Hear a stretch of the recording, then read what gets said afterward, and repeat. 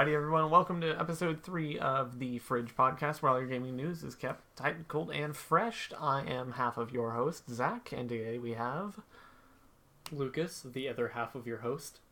And let's see. To begin, I'm still playing through Dark Souls. I'm actually getting close to beating it. We have about 6 more bosses left to go, and then we'll be done. And then from there, we'll move on to number 2. And then, of course, I'm still playing through StarCraft, and I'm always hitting that Diablo and Overwatch. Mm-hmm. I'll always be there. I got into Dark Souls 3 again. I've been trying to do a sorcery build, and that is going amazingly because sorcery is broken. In all of the games. In all of them. And then Slime Rancher got a small update, which was an upgrade to the silos. They can now hold up to 300 items and can hold 3 of each item. So, yeah. Alright, and today we're going to talk about, let's see, what do we want to talk about first? Let's go with Overwatch. We'll talk about that because we all like to talk about Overwatch. Mm-hmm. So the Overwatch Retribution update just came out.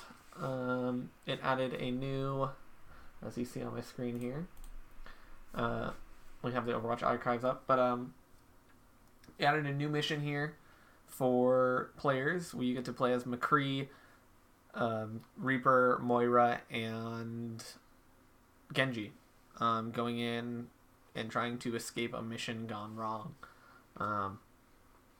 So that's there, and then they also brought back Mercy. Not Mercy. She's in it. Tracer's first mission on King's Row. Mm-hmm. So there's that, and then they added a bunch of new skins as well. So go play the Retribution update. It's a lot of fun. The Retribution mission is easy, and fun. There's some cool robots in there, some cool enemies in there that I think would be awesome characters to play as. Yeah. Specifically the assassin. And then also they're changing up Hanzo.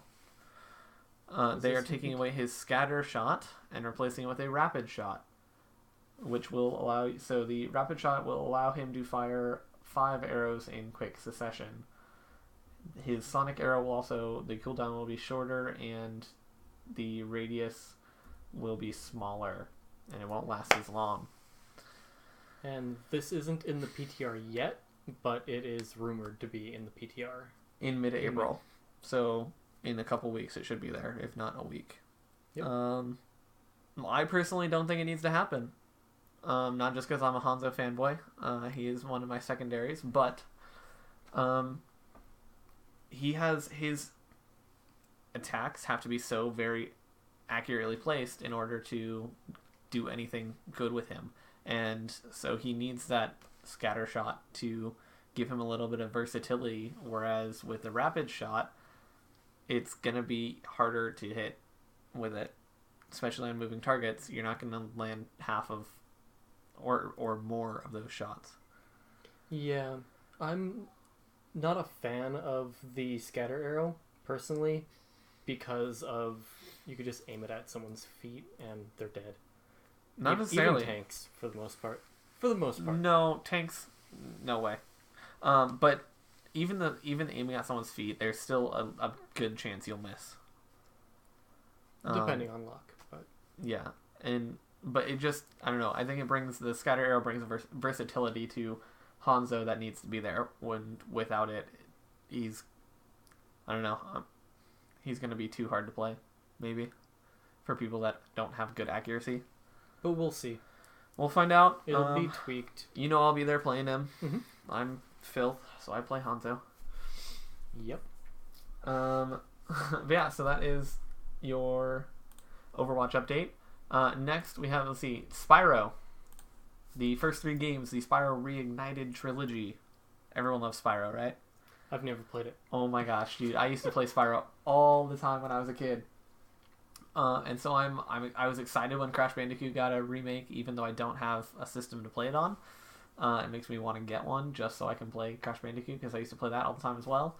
And now there's even more of a reason to get it because Spyro. I still have I think it's the first Spyro game on the PlayStation, and I'll go back and I'll play that sometimes.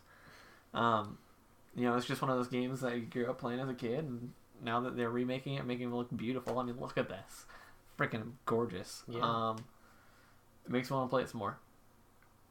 So I might have to buy a PlayStation at some point just to play these games. So is this kind of like a Banjo-Kazooie kind of thing? Or is it different? What do you mean by that? I've never played it. I don't know. I mean, what gameplay is. If you mean by going around and collecting stuff. Bit of a platformer as well? There's some platforming. It's more flying. Okay. From platform to platform rather than jumping. Mm-hmm. But there's a lot of, eggs to collect and different things to collect. And you go from world to world. So yeah, I guess it's Banjo and Kazooie, but I'm pretty sure Spyro came first. So I don't know. Possibly. I don't know. But yeah, so that actually is coming out in September 2018. So we will see it later this year. Keep an eye out for it. I looked earlier and it's already up for sale for pre-order on GameStop. Don't shop there though. They're terrible. Never pre-order in general. Yeah, I don't know. I'm a fan of pre-orders. I'm not. I've gotten burned a few times where it's been like I've been really hyped for a game and then it's come out and it was trash, or I was done with it in a couple hours. I only pre-order when I know I'm going to play the game regardless of how trash it is. Fair. So, let's see here. Next, we're going to talk about... What we got? Let's go with PAX East. Okay. PAX East happened a couple weeks ago, and couple things of note happened. There was a very large LAN party, a couple hundred players, but PUBG doesn't have that big of lobby, so 100-player PUBG LAN party, which must have been really fun to play in. We had a 24-hour Splatoon stream. I honestly don't know where they streamed it to. You would think Twitch, but... Who knows? Also, why 24 hours of Splatoon? No thank you. I don't know. And then there were a few things between Twitch and Facebook. Facebook just announced that they were going to have a video game streaming deal with ESL, which is a large esports company, in direct competition to Twitch. What's up? Sorry, I think that is a streamer that I watch. Anyway. So they both had big, huge booths at PAX East, and it was pretty much a dick measuring contest between them. Yeah. So I did some research on this and we talked about this. I don't see how in the world Facebook believes that they can stand against Twitch. Yeah, unless they change up their streaming service a lot. Or get it off of their website in general. And that comes really quickly after all the bad stuff that's happened with Facebook. Yeah. If you don't know, Mark Zuckerberg just went to Congress and was there and talked and apologized several times for what had happened and said that they're going to do so much to fix it. We'll see what happens. But where it stands now, from the sound of it, the streaming on Twitch or on Facebook is just for friends and followers. I don't know if you guys use Facebook much, but most normal people don't have followers. Yeah. So sure, you can have a couple hundred friends, but not everyone uses Facebook at the same time or at all. Really, some people just have it and never get on it. So it's a really limited platform and source of followers. And of watchers, of viewers. It seems like if you had a large dedicated fan base to start out with, it would be good, but for building a fan base, maybe not so much. No. So I don't think it's going to last long. I mean, they might keep it around. But they'll probably keep it around, but people talking about it is not going to last long. And I don't think many people are going to use it for streaming games. Facebook should have just stuck to their just streaming, daily vlog sort of stuff, because that worked for them. Yeah. Now they're trying to branch out into gaming, and it's not gonna go how they want it to. But I mean, if you already have that infrastructure set up, all that possibility in your website, why not try? I don't blame them for it. I mean, yes, it's possible, but is it probable? We'll see. We'll find out. And then I think one last thing that we're going to talk about is, I don't know, unless we think of other stuff, but Sea of Thieves. It's been out for a month? Around there, yeah. Around a month. And there has been several different things, several different small, not controversies, but problems with it. Hosting and lobbies not working correctly. But for the most part, from what I hear, it's a good game. Now, there's also something called Legendary Pirate status, and that is when you hit rank 50 in all 3 factions. Which is max rank. You become a legendary pirate, and this opens up new areas for you. It opens up harder missions with better rewards, which at this point I believe they're just scaled up regular missions with just harder enemies. But it opens up some more play for you and some more loot and all this stuff. And there's talk of more stuff going to be added later on for legendary pirates. Well, shortly after a month that it was released, last week we got our first legendary pirate. A streamer that goes by the tag of Prodigy. However, people are not very happy with how he came to be the legendary pirate. So much so that people are using the hashtag on Reddit, and there's a whole subreddit just for it called hashtag not my pirate legend. And so people are upset because this man used his following and his fans to get to legendary pirate. He would jump from lobby to lobby of his fans and his followers that were about to complete quests, and right before they got in, complete the quests. So he would just boost that way.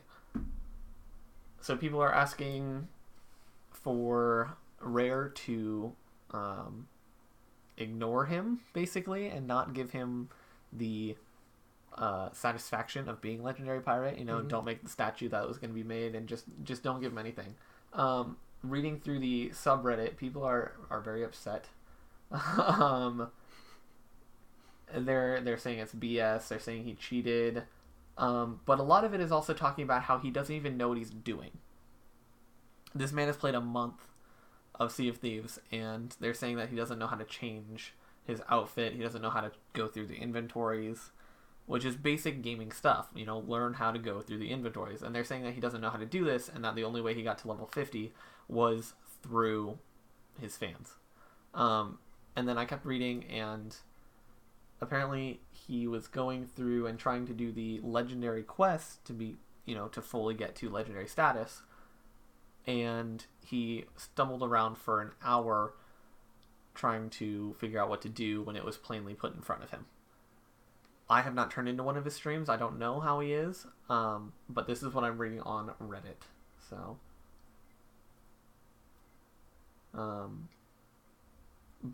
people are not just upset because he boosted to level 50 or to rank 50 in them, but because he's so incompetent, as they are putting it, that he doesn't even know what he's supposed to be doing. Yes, but also, just because you're popular at a game doesn't really mean that you're good at a game. Like, there are many streamers that are terrible at the games that they play, but they're entertaining to watch. So, to a point, I would say. yeah. Also, this guy has been on record as stating boosting isn't fun, and he's gone on record against boosting, and so that's a little bit more fuel to the fire of him going on record and saying boosting is bad, and then going and boosting to rank 50.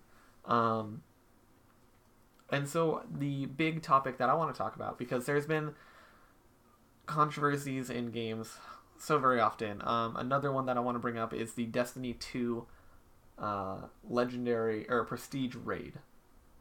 The first team to do it, Clan Redeem, went through it, finished it very first time. They used the coil glitch, which is named after the Wardcliffe coil rocket launcher, and it lets you instantly refill your ammo. So that way you get ammo for one of the best weapons without having to actually earn it, making it easier to defeat enemies. And so the question that I want to pose is boosting and using glitches that are in the game that the developers know about. Is it okay? Should it be acceptable in the community? Should the community just go, it's there, anyone can use it, some of us choose not to, others choose to, whatever, ignore it, it doesn't matter? Or should these people be shunned, punished, whatever? That is the question that I will pose. I will take a stance and say that I don't believe that they should be punished. If anything, it should just be fixed in the game, and what's done is done. But it also, I think it depends on the kind of game as well. It depends if it's PvP, PvE, or if there are any rewards to be earned from it. Like Destiny, it's pretty much PvE, except for the Crucible. Yep, unless you're in a Crucible. But even then, as of right now, items will scale, so you could hop in at level 1 and just be just as good as level 20. But multiplayer PvP, it's a little bit harder. Here's another question that I have for you. Okay. This article by Kotaku states that they finished only 4 minutes ahead by a very, very small margin. So meaning someone else finished 4 minutes after them. Okay. They Clan Redeem used this coil glitch. Mm-hmm. If it's like that, if it's the difference between first in the world to do so, you have that status about you now. You say, oh, in any gaming circle, if people know or care about Destiny, you'll be like, oh, I'm part of Clan Redeem. Before, had people not known about the coil glitch, they would, I would assume that some people would be in awe of that. Now, it's there's a small little controversy surrounding it. But think about that second team that finished 4 minutes behind them. The coil glitch, maybe it mattered, maybe it didn't, maybe that's what gave them the boost. Maybe the other But clan used the glitch as well. If maybe it was widespread enough. who knows? But you have to have the certain weapon for it. Yeah, which Um, that's easy to get. So and so, if it comes down to, well, without this, we wouldn't have been first. Where do your thoughts lie on that? honestly, I don't believe that being first to do something is that much of an accolade. But that's just me. In some groups, in some circles, it might be good. It might be impressive, but to me, not so much. Okay. I think it's cool. Clan redeem, whatever. I think it's cool to be the first to do something, especially if it's a race to do so. Hundreds of other people are doing this. Multiple teams are doing it at the exact same time you are. Any mistake, any misstep you do, might cost you that first title. Is it impressive for you, or do you think other people will be impressed by it? Well, Because if it's a personal challenge, then yeah, it will be impressive. But for me, I'm not good enough at games to attempt to be first at anything. But I am impressed by what other people do. So, and I'm not the only one. I know that because humanity is like, we're so connected. And we're like, oh man, that's so cool. I wonder if I can do that with something. We see something, we get inspired, we go and try and do it.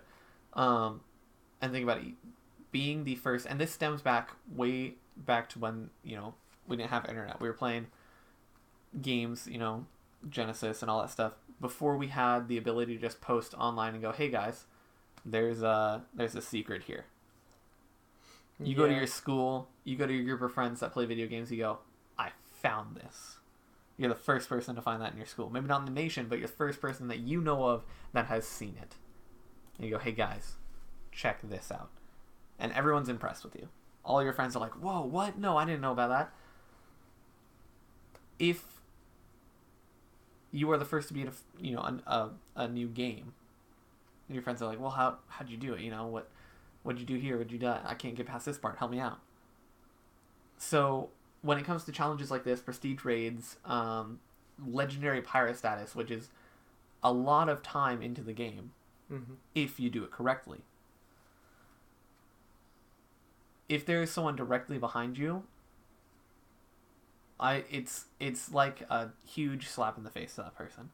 In my opinion, it's a huge, like, sort of disrespect.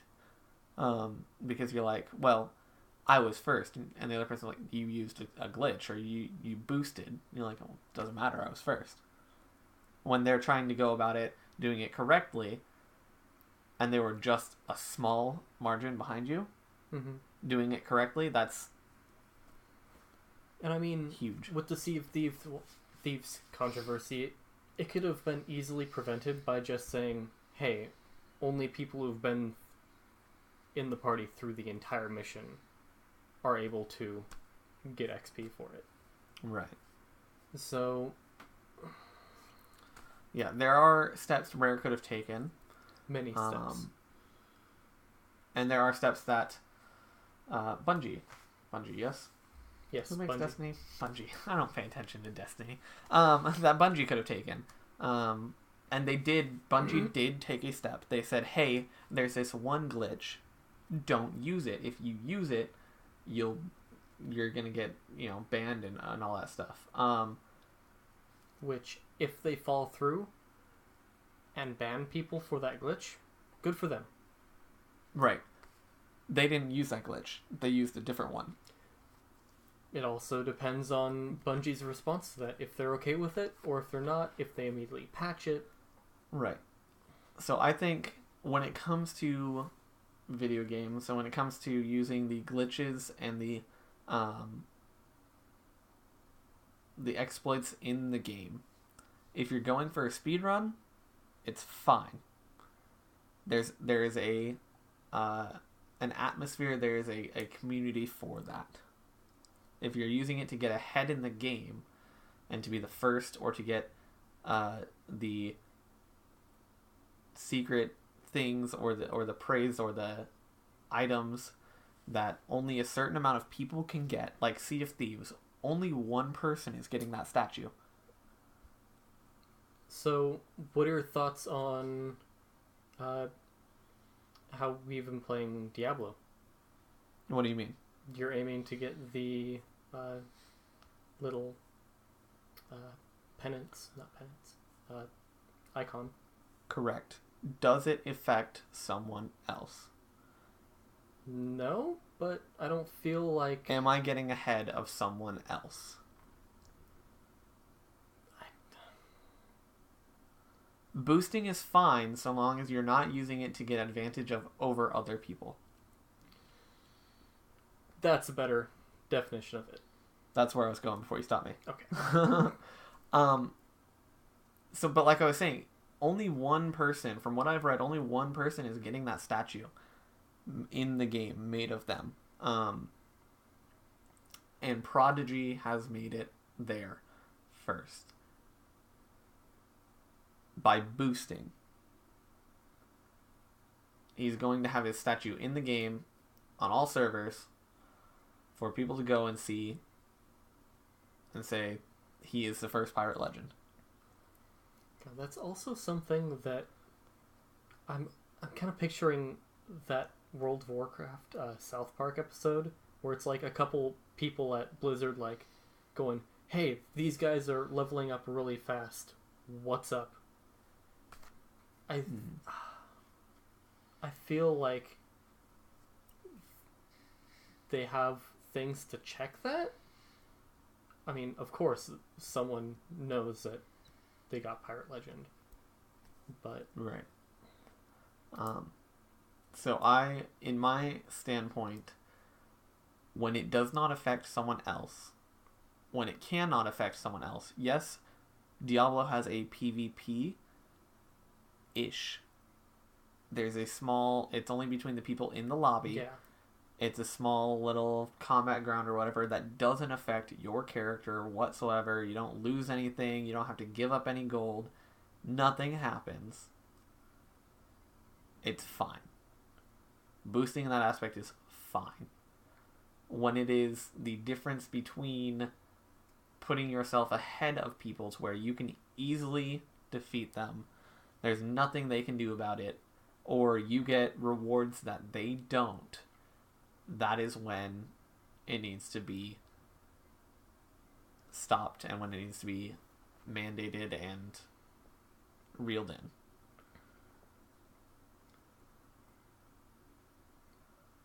True, but I feel like there's many different things, like World of Warcraft. If it's your 8th character and you're just grinding out levels so you could play PvP, or you're grinding for gear, I mean, yeah, it would be kind of nice to be carried through some of that stuff. So when you say trying to get to PvP status, well, like some people have builds for their characters, right? right? And those require certain items, and certain items are locked behind certain quest rewards and certain factions. So, what then?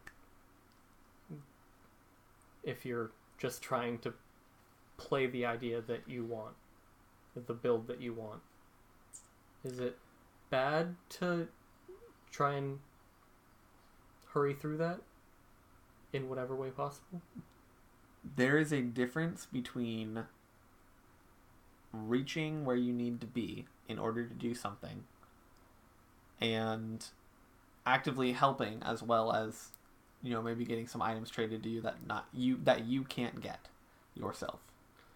And hopping from lobby to lobby, or sitting and doing nothing as other people do all the work for you.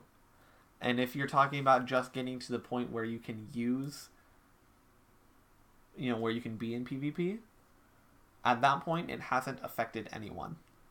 Okay, so if we ignore the statue for Sea of Thieves, is there anything wrong with it? Yes. He was just trying to get to the legendary pirate missions. What if we put it that way? Did he do anything to help? I mean... No. Even as we play Diablo, I'm still attempting to help. It doesn't work, but I'm still attempting to do something. I'm not sitting back and going, all right, you handle it. It is also not something that is globally recognized, as this is. He will be the first to see, if he's able to get through the content, to see the, there's a tavern that legendary pirates get to go to. He'll be the first to see that. He'll be the first to go through the quests. He will be ranked globally on the top until people get there. And there's the recognition from that. If it either puts you above, I guess I should say this, if it either puts you above people to the point where they can't compete with you in PvP, or if it gives you recognition you do not deserve, that you did not earn. Okay. I just wanted to put as many counterpoints as I could. No, you're good, and that's why we have these. That's what I like about this podcast, because we can do this. That's what people love, don't you? You love it. Just us rambling. That's what a podcast is. Fair. So long as we're on point, right? But yeah, so I don't know. Tell us in the comments. Come into my stream and let me know what you think. Don't yell at me about it. Have intellectual debate. If you just start yelling at me, telling me I'm stupid, I'm gonna time you out and ban you if you continue. I don't argue. I debate. And only with intellectuals. So. Yeah, let us know what you think about it. Sort of let us know your standpoints on it and how you feel about it. Maybe if any of you out there play Sea of Thieves, because we don't. I want to, actually. Watching this, it actually looks pretty dope. Let us know what you think about it. If you're really into it, the better. The more into it, the better. Because then you'll have, I'm hoping, more of an opinion on it. Mm-hmm. Yeah. Anything else you want to talk about? No, that's it. No? Okay. Our next one is going to be on the 26th. Stay tuned for that. Don't forget, you can always check me out at PyGod13 on Twitch, twitch.tv/PyGod13. If you miss the streams, they go up on YouTube at PyGod13 Gaming. You can also follow me on Instagram. I don't remember my handle there. I think it's... No, I don't remember it. Or Twitter, which is at PyGod13. Where can I find you? Slabanaka on everything. Slabanaka on everything. Let's get a hashtag going. Let's start hashtag Slabanaka needs to stream again. And just keep that going. Just roll with that until he starts streaming again. I mean, I'm closer to affiliate than you are right now. That is untrue. I'm looking that up right now. Okay. We're going to stay live until we find that out. You guys are getting all of this. That can't be true. By the way, guys, I'm 6 people away from becoming an affiliate. So, just so y'all aware. Let's find this out.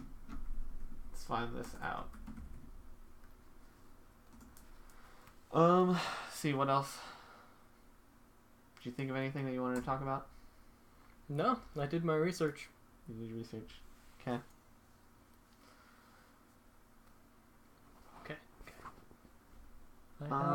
You have only 28 followers. Oh, damn. Yep, no. I'm 2 away. Right? No, you are 22 away. Oh, shit. It's 50. Yeah, followers is 50. And not to mention that you have to have streamed a certain amount of days in the last 30 days. Oh, it's easy. Certain amount of hours and average viewers. Actually, fairly easy. Most of my followers come back. So, last time you were streaming, it was you were playing around with Arisa. Oh God, but that's when Arisa just came out in PTR. So, Rip. Yeah. So hashtag Slavanaka needs to stream again. Get that going until he does, and just keep it rolling. Just put it on everything, even if it doesn't even pertain to it. Make it happen. Sounds good. That way he'll stream games with me. But yeah, that's it for The Fridge, episode 3. We will see you all again on the 26th. See ya. See ya.